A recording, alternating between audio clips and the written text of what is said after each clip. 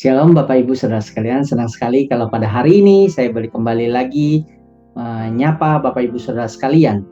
Bapak Ibu Saudara sekalian, seorang dosen pembimbing saya pernah mengatakan suatu kalimat yang saya ingat sampai sekarang. Dia katakan kepada saya bahwa kelemahan atau kekurangan seseorang janganlah dihakimi, tetapi perlu disupervisi, perlu kita bimbing, kita tolong sampai dia bangkit kembali. Hal ini dikatakan oleh seorang pendeta Lotna Tigor Sihombing yang menjadi dosen saya. Dia berkata bahwa kelemahan seseorang janganlah dihakimi, tetapi disupervisi supaya ia bangkit kembali. Saudara, memang sukar bagi kita untuk bisa menghakimi dengan adil. Kalau ada orang lain melakukan kesalahan atau kelemahan, maka kita mudah sekali untuk menyalahkan orang itu. Tetapi kalau kita sendiri yang melakukan hal yang sama, maka kita cenderung membenarkan hal itu. Sebagai contoh sehari-hari misalnya, kalau ada orang lain mengeluarkan uang, kita sebut itu boros.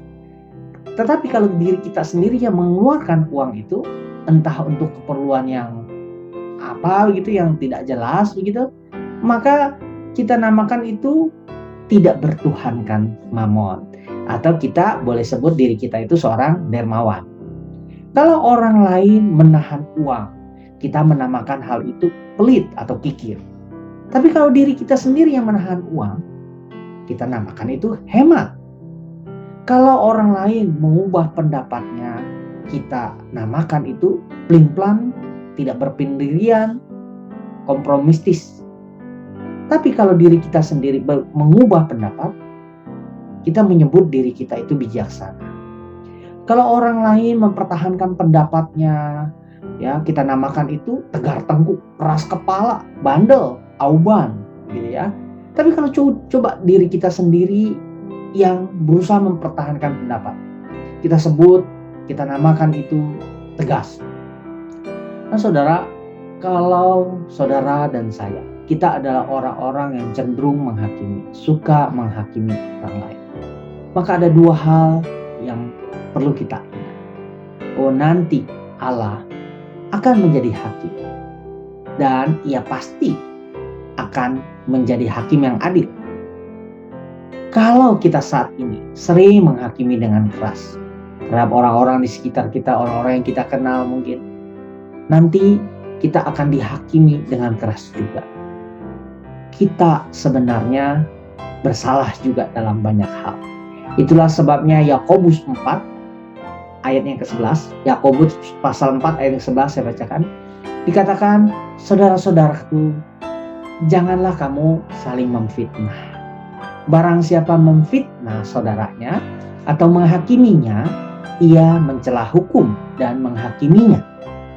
Dan jika engkau menghakimi hukum, maka engkau bukanlah penurut hukum, tetapi hakimnya. Saudara, kita cenderung menghakimi orang lain yang lebih lemah daripada kita posisinya, atau derajatnya lebih rendah dari kita.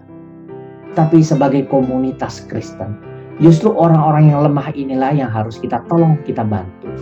Kalau di dalam pelayanan ada orang yang kita rasa lemah kinerjanya atau performance-nya, justru sebagai satu kesatuan tim dalam komisi bidang ataupun pelayanan, kepanitiaan, apapun itu dalam satu komunitas gerejawi, kita seharusnya dapat saling membantu.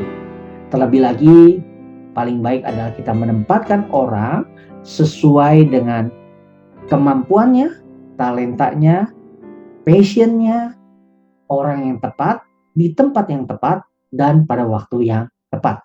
Dalam pengertian dia sudah dibimbing, sudah disupervisi, dan sudah dibekali. Saudara, maukah kita tolong-menolong dalam hal ini?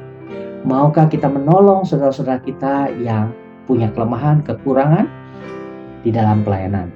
Biarlah kita boleh menjadi komunitas yang saling membangun, saling memperhatikan, bukan saling menghakimi, apalagi menyebarkan fitnah. Tapi kita boleh tolong-menolong. Saudara mau?